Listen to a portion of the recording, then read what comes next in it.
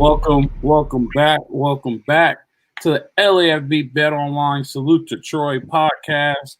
It's your boy Al Rowe, your man Phil Robertson, and we're here to talk about the number 9. They just became the number 9 Trojans about 2 hours ago, according to the new inflated rankings that are favored of only one conference only. But that's neither here nor there. That's not true. Did you see who's number 1?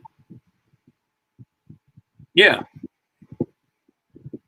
Doesn't matter. LSU's number 10. How is LSU number 10? Yeah. Yeah, LSU's number 10. So and don't they still got Bama at 6 or something? Bama's at 6. So fraudulent Bama with no wins and with one win over a quality opponent, A&M. TCU is 7, and they haven't lost a college football game, but Bama's at 6. They're gonna have to TCU play. I mean, they're undefeated. You know what I mean? I mean, that's just how it goes. But that's neither here nor there. The Trojans are number 9. I feel bad for the Bruins, even though this is the Salute Troy podcast. The Bruins are number 12, which is not fair to the Bruins at all. But we got the number 9 Trojans coming off of a big win in Tucson, off of a bye, with absolutely no depth, and we talked about that all year long. Sooner or later, depth is going to come kill them, but it killed them more defensively and not offensively because we had some big names step up on Saturday night. A guy that I've been talking about all year, a guy I've been talking about, I can't wait to see.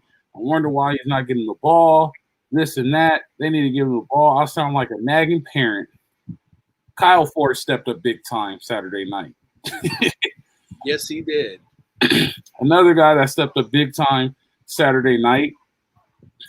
Well, he didn't step up per se, but he did what he did. Caleb Williams was back in rare true form. He is who he is. I'm pulling up the stats right now. I'm sorry, not prepared. Was he over 450 again with 5 touchdowns?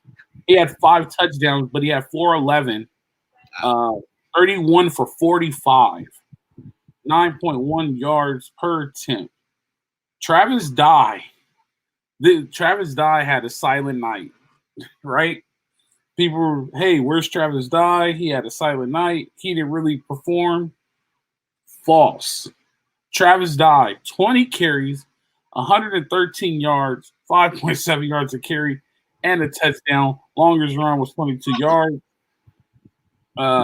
Receiving is what we're going to talk about here. No Jordan Addison. No Mark. Huh? No problem. Tahj Washington, 7 receptions, 118 yards. Kyle Ford, 6 receptions, 114 yards. Kyle Ford, 70-yard pass. 1 touchdown by Kyle Ford. 2 touchdowns by Tahj Washington. And my man, that's Jerry's boy. Jerry's boy got him a touchdown. Jerry boy finally got on. Jerry's boy finally got him a touchdown. We saw Michael Jackson get some catches. He looks good. Follow looked good. Overall, the Trojan offense showed up. On the other side of the ball.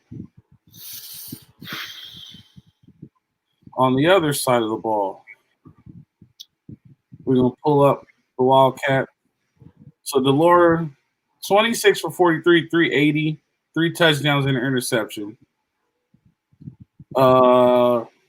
De Laura was the leading rusher, 8 for 54. But Singer, now that Singer kid, I will tell you this. Singer was number 5. That dude is a dude. Mm-hmm. He's a dude. So everything he got, he earned. 7 receptions, 141 yards, 3 touchdowns. One of them was early in the game with that one-hand catch in the back of the corner end zone. Some things you just can't defend. Yeah, they made a lot of one-handed snags for Arizona. Catching. The ball was just falling in their. The ball was falling their way. I will say this: Depth was the issue. Depth was the issue defensively. I know we weren't very high on Gentry, but Gentry was missed. Mm-hmm. I fell off of Shane Lee, and I said we need to go back to Goforth. Goforth wasn't playing. Goforth was missed. Overall, though, Mario Williams was there. Jordan Addison was there. Gentry was there. The culture of the Trojans is back. They're a team. They're striving to be a championship team. And you can see they're starting to police themselves and not put everything on the coach. And the effort is there. Them kids is playing hard, man. And they just scratched the surface. I was impressed. I mean, at the end of the day, the defense is what the defense is. I will tell you this. They made stops on Saturday night when they needed to make a stop. They made a 4-down stop. They got a pick. They were able to control the game when the game needed to be controlled. Just create an opportunity for Caleb Williams. Create an opportunity for Travis Dye. Mario Williams, Travis Ford, Michael Jackson, Tahj Washington. Our boy Austin Jones got carries on Saturday. I was excited to see that. Meaningful carries. Ran so hard. Ran the ball like a dude. Hopefully he gets more touches. I mentioned that in the live YouTube on after the game. But the Trojans are the Trojans. They got punched in the mouth. They came back. They recovered. Caleb Williams looked like a Heisman. Absolutely. In the last couple of weeks, he's really made moves to bolster his claims again. That's coming off the loss. He's thrown in over 400 back-to-back weeks, hasn't he? Yes, he has. Mm-hmm. And 5 touchdowns. Yeah. No. Before we get into the nitty-gritty, I want you guys to know basketball is back, and BetOnline remains your number one source for all your sports betting needs this season. You'll always find the latest odds, team matchup info, players news, game trends at BetOnline. And your continued source for all sports wagering information, BetOnline features live betting, free contests, and giveaways all season long. Always the fastest, easiest way to bet all your favorite sports events, whether that's NFL, NBA, NHL, MMA, tennis, boxing, or even golf. Head to betonline.ag to join and receive your 50% welcome bonus with your first deposit. Make sure you use promo code BELIEVE, that's BLEAV, to receive your rewards. BetOnline, where the game starts. Now, we get to have fun. Bye week is over. We get to have fun. We get to do what makes this podcast better than anybody else. Offense or defense first? Defense. So it's too much highlight film for the offense. Oh, my fault. So, sorry, guys. Film is not working today, guys. I don't know what's going on. Defensively, there's no depth, right? And I'm kind of let Alex Grinch off the hook here a little bit, but defensively, there's no depth. I'm going to put that one on Lincoln Riley because they went and loaded that offense up. And by loading that offense up, they went and got everybody they needed on offense. And like you see, there's plenty of receiver depth, running back depth, O-line not so much. But they got hurt on defense, and they had nobody to replace them. You know what I mean? I understand schematically it wasn't great, but they had no – you had 2 of the nation's top 2 receivers go down, and you didn't even notice, right? Nope. Not at all. You had 2 solid people on your defense go down, and that shit, it was noticeable. You know what I mean? Like yeah. that fault I'm gonna put on Lincoln Riley. And Lincoln Riley's been skating. Everybody's been patting him on the back. I can't pat him on the back here. I'm gonna have to call him on the rug, and I have to figure out why. I don't have to figure out why, but we need it. What he did as far as stacking his defense was not a good job. And I'm always going to go to set the standard, right? So right now, Tennessee is the standard. And we'll find out Saturday if they're the standard. But they're considered the number 1 team in the nation right now. If you put SC on the field with Tennessee, and we always say they'll score offensively, but will they be able to stop a fellow Heisman candidate and 2 due receivers and win the game? That's the question you have to ask. Right now, I would say they stand a better shot at beating Tennessee than Georgia just due to style of play. I hear what you're saying, but you have 2 dudes that are out on defense that make 2 dudes make a big difference in the defensive play. That may be true, but they don't really. Tennessee doesn't really run the ball like that, though. Their wide receiver Hyatt is a maniac. I don't even know what to say about Hyatt. But their other receiver is good too. But I like our secondary against a primarily passing team, especially one that goes vertical instead of across the field. That's just me. Yeah, I'm with you. Vertical, we're solid, especially when you have to make a quarterback make a decision. That's when our safeties play well, and that's when we create interceptions or we create sack opportunities. I can agree on you on that, but overall, though, man, I don't know. I would much rather play Tennessee than Georgia. It'll be a shootout. It'll be a shootout. Georgia will be a runaway. I hear much rather play, but will they win? Depends on how well they pass protect, because Tennessee's defensive line is underrated. Not a lot of people are talking about them, but they're getting home and they're making a difference. And they're stout against the run. Right. Tennessee beat Alabama, right? Yes. And that's when they took the field goal post down two on Alabama. All right. See, and so they beat Alabama so bad, Nick Saban decided he didn't want to coach football anymore. he saw the end was near. Right? So, that's always going to be my question, and that's always going to be the standard for me, right? Is SC good enough to be in the college football playoff? Right? You have to ask that question. You have to be real. Like, you can sit up here and say, oh, yeah, they are good enough to play in the college football playoff. I don't think so. Like, they are going to have to be – are they good enough to play in the college football playoff? So this is where we're at right now. We're currently sitting at 4 teams, right? Yes. You're looking at Tennessee, Ohio State, Georgia, and Michigan. Michigan and Ohio State have to play each other, so one of those two is going bye-bye. Correct. Tennessee and Georgia play each other, so they're going to jump through hoops to Clemson. What's that? Clemson's number 4. Excuse me. You're right. Clemson's number 4. Tennessee and Clemson are going to have to play each other. No, Tennessee's SEC, Clemson's ACC. Oh, SEC? Right. That used to be the other way. So it's gonna be interesting, to say the least. A couple of these teams are gonna knock each other off, and then it's gonna come down to are we playing the best of the one-loss teams, or what are we doing here? Because now everybody has an equal shot at the college playoffs, and should SC mollywop UCLA and then beat Oregon in the Pac-12 championship, they should backdoor qualify for the 4 spot. All right, so the way it's set up right now is that there's going to be a possibility. There's a possibility of 3. There's a possibility of 3 undefeated teams, right? So hypothetical. Let's just go hypothetical, right? Let's say I'm gonna pick Georgia because I think Georgia is the best team in the nation. That's just my opinion. Georgia beats Tennessee. Georgia beats Alabama. They're undefeated. I don't think Georgia beats Tennessee. I hear what you're saying, but I'm just hypothetical. Just hear me. Right. Okay. So Georgia beats Tennessee. Georgia beats Alabama. They're undefeated. Clemson wins out. Clemson's undefeated.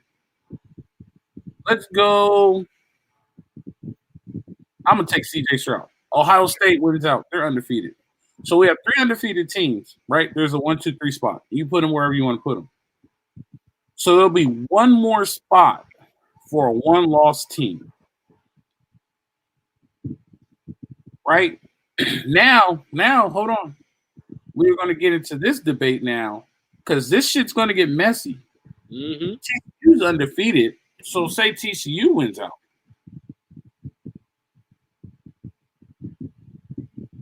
What do you do with TCU?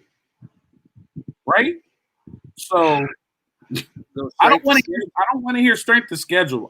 You can't tell me strength of schedule because on November 19th, when we're at the Rose Bowl tailgating, doing our live shows and doing everything because the Trojans are playing the Bruins, right? Watch this. I never want to hear strength of schedule again because now this is when it's going to get exposed. November 19th, guess who Alabama plays? Austin Peay. Mm-hmm. November 19th.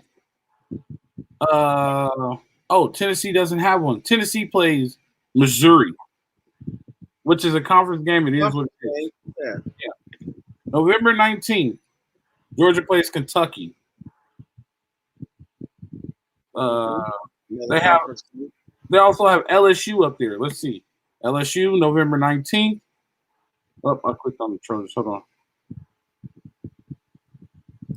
LSU plays UAB on November 19th.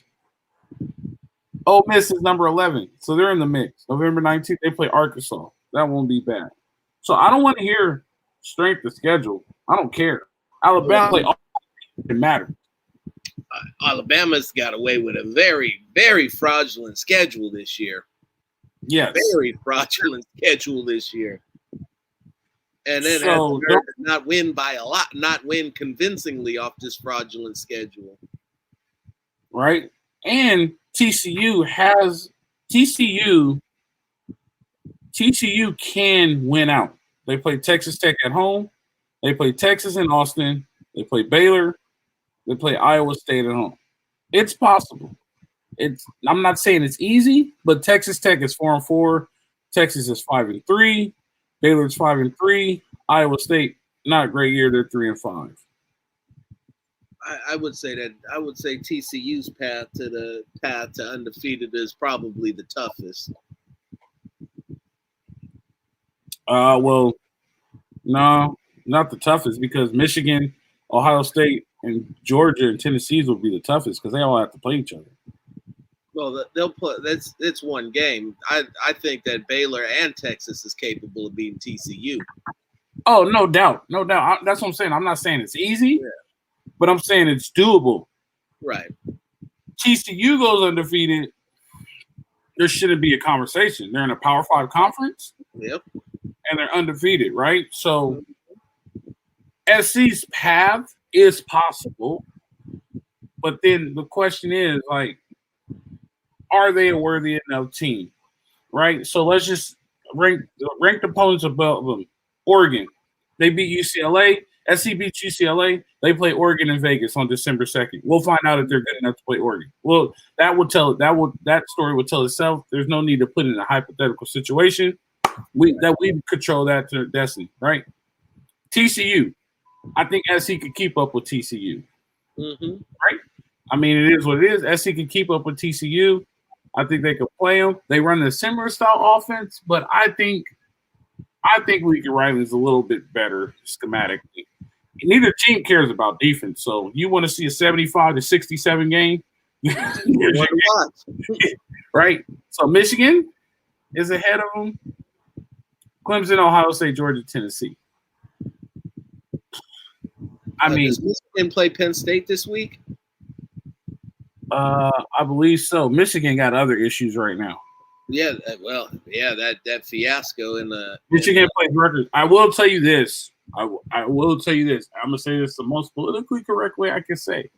I spoke to other people I played with, and we share a tunnel at the Coliseum when we played. There's just certain things you don't do because you know it won't put yourself in the best situation. I would not run into the crowd in the opposing team in a tunnel and talk mess because I understand the outcome. Just saying that. I'm just letting you know. That's all I'm saying. Like, and we'll leave it at that. We don't want to get canceled. Yeah, I have feelings about that, and it comes down to common sense. Did something that should not have happened occur? Yes, it did, and there's no excuse for that. But at the same time, like as you so eloquently put, you don't volunteer yourself into these types of situations. Correct. Trying to keep it real and make a statement to prove whatever it is that you're trying to prove. Michigan already beat Penn State 41-17. They boat raced them last weekend. Yeah, I remember that.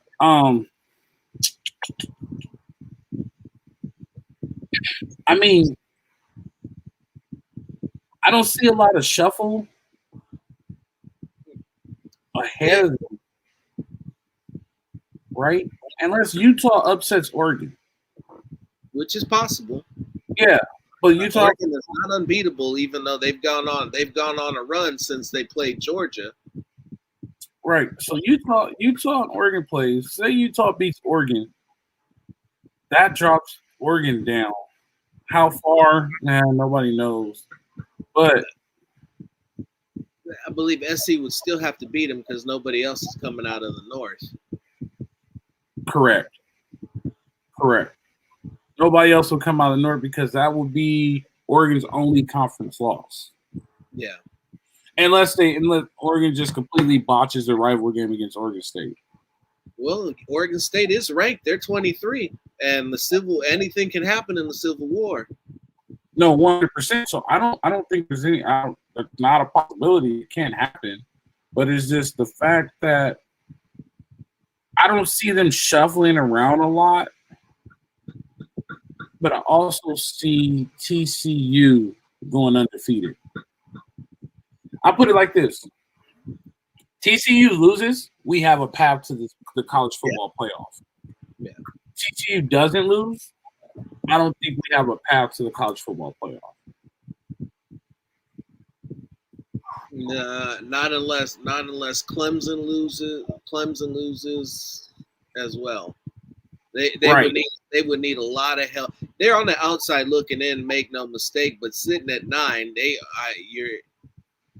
you're one good week away. You're one good week away from being right there. And I will tell you this, now you ready for this one? Lay it on me. You ready for this one? And so now I have a lot of questions now because they put LSU at 10 and they did all this, all that.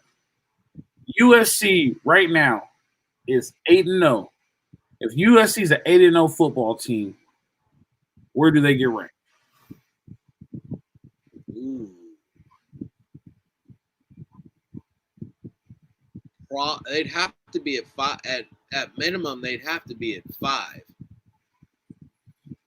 Alabama 6. They'd have to be in front of Alabama.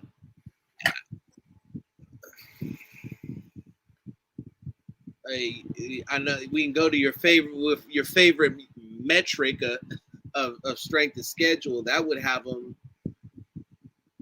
maybe behind TCU and Clemson, maybe.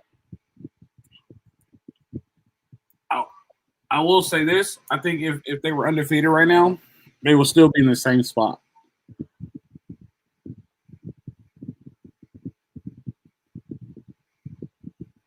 Let me tell you.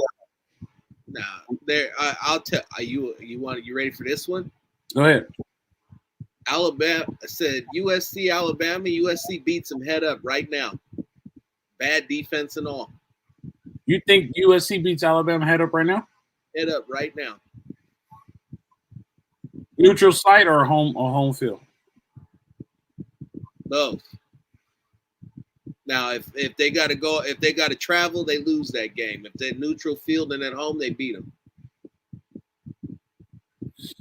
All right.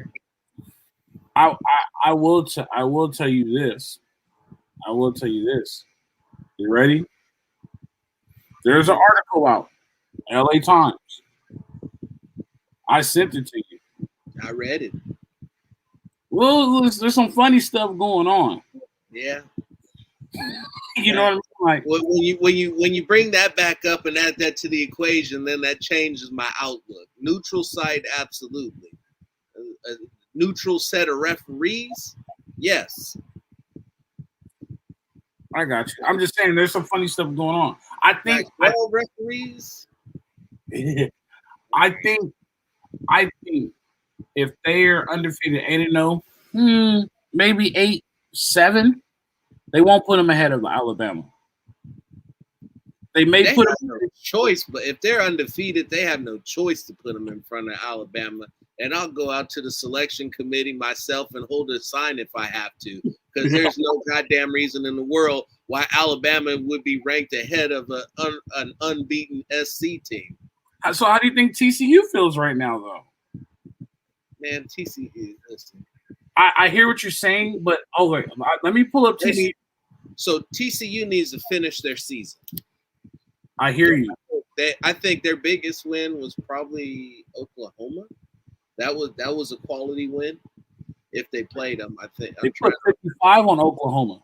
Yeah, that was a real quality win. Well, we've seen what happened to Oklahoma's defense all of a sudden. It got better. It looked like it for a minute, and then it went back to its natural position. They beat Oklahoma. They ended the Kansas dream. They went into 2 overtimes against Oklahoma State, who at the time was number 8 in the nation. Yeah, I was gonna say that's another call. Well, they got they were good too at that time. They something happened and they fell off as well. They beat Kansas State by 10, who's a ranked opponent. They beat West Virginia by 10, and they play Texas Tech this week. Have they went on bye yet? 12 to 19. So they've already won on bye. So they had their bye. They did play an FCS opponent. So my argument was going to be they haven't played an FCS opponent, but they played an FCS opponent, so I can't go with that argument. But I can't say they only played one. Right. So, I mean, if I'm TCU, I hear what you're saying. You have to figure out their schedule, blah, blah, blah. It's the Big 12. You know what I mean? But they got the hitters at the end of their schedule. I think more than they caught Oklahoma. Oklahoma was ranked, but that was before free fall. Same thing with Oklahoma State, but Baylor and a couple of those other games are one, especially the one against Baylor, is going to be a toss-up. You think a 5-3 Baylor is a toss-up? I know that Baylor plays them well typically. I get what you're saying, and I can see that. But I mean, I'm still trying to figure out. Here's the answer to that question, and this is the best way possible to answer that question. So you want to look at TCU versus U versus SC. Look at the rest of the Pac-12 versus the rest of the Big 12, and that'll be the answer as to why SC gets ahead. Okay, let's do that. I'm with you. I'm gonna pull up NCAA football. We'll go to the Pac-12. Because the Pac-12 has got 3 teams in the top 12.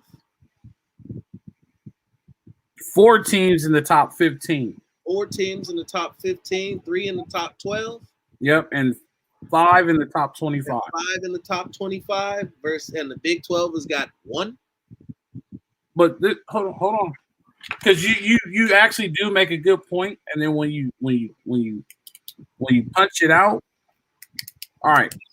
The first place team in the Pac-12 right now is Oregon. They have no Pac-12 losses. Mm-hmm. First place team is TCU. Oregon, TCU. Who wins? Oregon. Second place team right now is USC. I got to pull up the Big 12 standings. Give me a second. Second place. Second place. I'm sorry, I shouldn't lie. Go ahead. Say it. Go ahead. Shame the devil. You know who the second place team is in the Big 12? Huh? It's got to be Oklahoma, isn't it? No. It's not even Oklahoma? If we do, the second place team from the Pac-12, which is USC. Mm-hmm. The second place team in the Big 12 is Kansas State right now. They gone. Third place team in the Pac-12 is UCLA. Mm-hmm. And the third place team in the Big 12 is Oklahoma State. That'll be a good game. Yeah, that'll be a good game. Or that depends on which version UCLA shows up. Yeah. Fourth place is Baylor. Fourth place is Utah. Baylor, Utah. That's the styles make fight kind of jump off. I like Utah a little better than Baylor right now. All right. Fifth place. You ready for fifth place for the Pac-12? Is Oregon State. And fifth place for the Big 12 is Texas. Wow, Texas is in fifth? Yeah. Texas smashes Oregon State. Texas is 3-2 in conference. Yeah, Texas smashes Oregon State. All right. So sixth place is UW. And sixth place is Oklahoma. UW crushes Oklahoma. All right, and the bottom of the conference don't matter. They all suck. Yeah, it don't matter. It don't matter. They all suck. Yeah. So, oh man, I get what you're saying. 8-0 puts SC above Alabama and TCU. Yeah.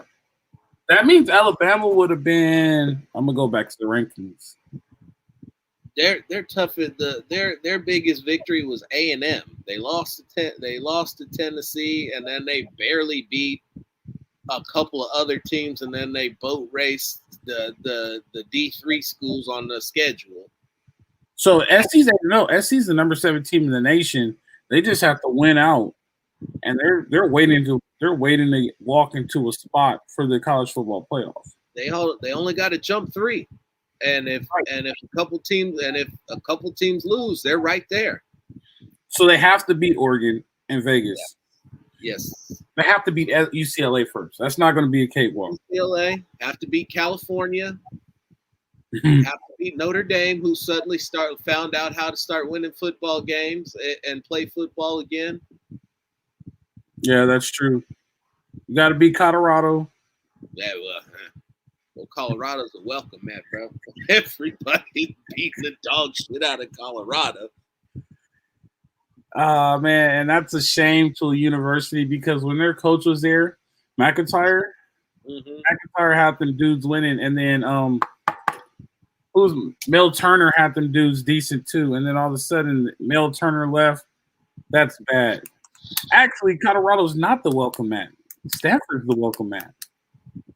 They got to be tied because Colorado. I watched Colorado, and Colorado was pitiful. Stanford's 1-5, and Colorado's 1-4. So it's the game difference. Overall, though, yeah. But Stanford beat the shit out of Notre Dame. Well, then I don't fear Notre Dame. There shouldn't be a problem. Well, if they were running that gimmicky hiccup RPO, the fuck was that? Delayed RPO. That was weird. Yeah, it was worth the try though. It worked. I mean, with some practice, that could be devastating. But that was wild. So the path to the college football playoff is possible. Can I tell you something though? I don't want it to happen. I want to get screwed out of it. I want to win, but I want to get screwed out of it. Because I'm going to tell. Go ahead. You go ahead. Finish your point, and I'll offer on mine. Who do you think will make it? Let's say we get the 4th seed. Who do you think will be the other 3 seeds? It's gonna be either Tennessee or Georgia, Ohio State, and if we make it, there'll be no Clemson, no Michigan, no Alabama, no TCU. So yeah, it'll be either Tennessee or Georgia, Ohio. Why no Clemson? Clemson's gonna win their conference. Clemson's gonna win it? Yeah, they're gonna win their conference. You remember Clemson's in the ACC. Yeah, they don't have nobody left. Yeah. So, all right. So this is why. So it's still going to be tough because Georgia's not going to fall out of the top 4. So you're looking at Tennessee and Georgia, no matter what. One of the two, both of them are still going to be in it. Yeah. So Clemson plays Notre Dame this weekend, which is good for SC. Irish, root for the Irish. Beats Clemson, and then But then, so do you take death by 1,000 cuts, or do you prepare for the war? Right. So Death what by I'm 1,000 cuts is preparing for the war, but hold on, you jumped over that. So looking at that, you asked how would USC match up? USC gets obliterated by Ohio State. Too much power, too much running. They get ran over. I think that they can hang with. I think that they can hang with Tennessee. I know they can hang with Clemson. They can beat Clemson, but they're either going to have to play Ohio or Tennessee or Georgia. The winner of Tennessee and Georgia.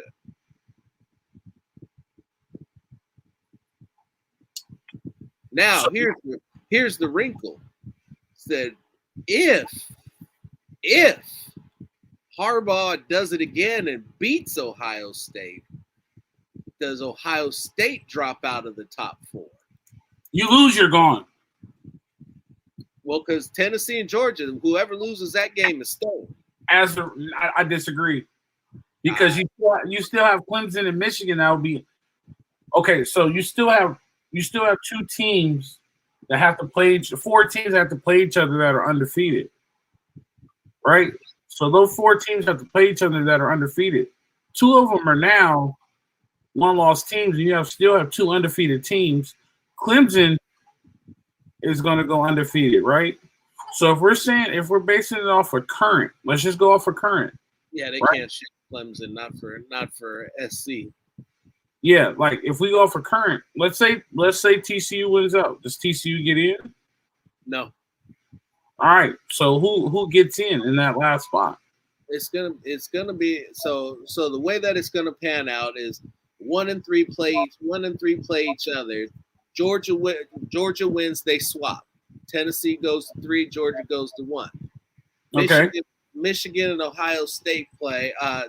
Michigan beats Ohio State. They leapfrog Clemson. But if Clemson wins out, they're going to end up with the 4. They're going to end up with the 4 spot. TCU is not going to be able to overcome the loser of Tennessee, Georgia, or Michigan, Ohio State. That's going to be a tough explanation.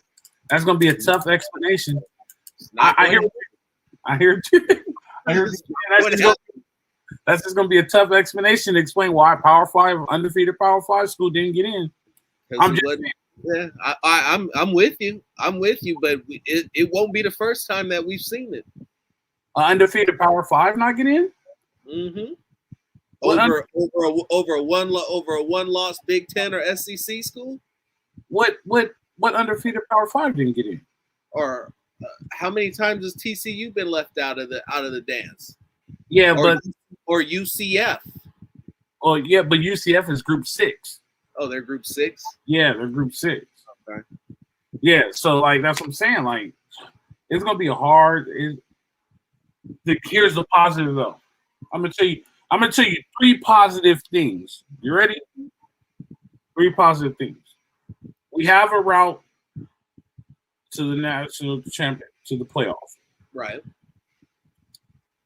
We just have to play our defense and keep making stops when we need stops, and we can win. We can win the season. Mm-hmm. I'm gonna go play the Powerball tonight. I'm gonna hit that motherfucker. I'm gonna buy us a studio. So yeah, I'm about to make equipment. There we go. Yeah, I will tell you this. Too. If I win the Powerball, just like this, I become the majority owner of the Washington Commanders. I'm just letting you know that right now. I'm gonna put a group together. I become a majority owner of the Commanders. The Commanders, huh? Yeah, they're gonna have to go for sale. So I'm gonna go ahead and do it. Why not? Hey, why not? Hey, man, the route is there. We just gotta play our game. Keep doing Caleb. Our defense gotta get better. Our depth has got to get good. The rest of the season is going to be great, man. And I will tell you this: I can't wait to play the Bruins. I hope we're still at both that 1 loss when we play the Bruins, and we could get going. We're going to have the Rose Bowl rocking. We need all y'all there to support us to have that Rose Bowl rocking. Absolutely. I'll be honest with you. Chardonnay scares the shit out of me. That's fine. This is what I did. This is what I have noticed. Mm-hmm. We've given up a lot of rushing yards, but the game has never been close. Little Emmett, Rice, Washington State, close. Stanford. No, I already said Little Emmett. There was another team. Every time we give up a big Arizona State, they ran for a lot. Those games have never been close. Right. I don't know how that works or what's the strategy behind that, but I'm not too worried about that. I'm more worried about DTR and that pass game that they have with that new kid, Bobo. But we got to take care of Cal, Golden Bears, and Colorado Buffaloes. Then when we beat UCLA, we have to take care of Notre Dame. Our season's not over when we beat UCLA. We still have 2 more games. So we got to be prepared for that. And definitely got to watch for the letdown game. Yeah, letdown game is also going to be a huge factor. Yeah, but I love the fact that the path is ours. We control our own destiny. And who's better than to control our own destiny than the Trojans? Like our chances for sure, especially when you're getting some of your premium level guys some rest, trying to heal up, get their bodies right, get back in time for this colossal contest, and hopefully UCLA, all those guys keep playing, so that they get worn down, so that they can get ran over, and that when we have that glorious tailgate, and that after the game pot live show in the parking lot, I can be pointing my finger and laughing and waving my Cardinal and gold. I got hand-rolled cigars. I think I still got some left from my wedding. I will be smoking a hand-rolled cigar because there's nothing like bringing the victory bell back home and painting it the right color. I agree. I happened to be on the field when Cal took the axe back from Stanford after 10 years. Yeah. And so I will tell you this. Speaking of that, we have the Victory Bell podcast that's going to be on tomorrow. I don't know if it's going to be live, but it'll be recorded. Me and Phil will be there. Bruin Bible, LAFB, Bet Online. We're doing this big. The whole month leading up to it is going to lead to this rival game. Phil, I love the fact that we had no film today, but guess what? We turned into a college football playoff show. We keep rolling. Nobody called it down. You know why? Because we're Trojans, and Trojans will always fight on. It's been great, man. You got anything to close us out with? No, actually, the only thing I'd say is check out my latest article on LA Football Network outlining the Trojans' path to Pasadena, basically giving the state of the Pac-12 conference and all of the different paths that the teams, the top 6, have to take in order to make it to Pasadena. Not Pasadena anymore, excuse me, it's Vegas, to win the conference championship. Definitely. I appreciate it, man. Hey, this has been the Salute to Troy, LAFB Bet Online, brought to you by Bet Online. See you guys tomorrow. Definitely tune in. Phil has been great. Hopefully next week we get the film working. If not, we'll make it work. Doesn't matter. Film only enhances what we already do. I will let y'all know this. If I go missing for a month, I just hit the Powerball. I got $547 million, so I'm trying to buy the Commanders. Just want to let you guys know that. $1.2 billion, can't beat that, dog. Okay. Definitely. Hey, man, it's always been good. You know how we go. Live free. Fight on.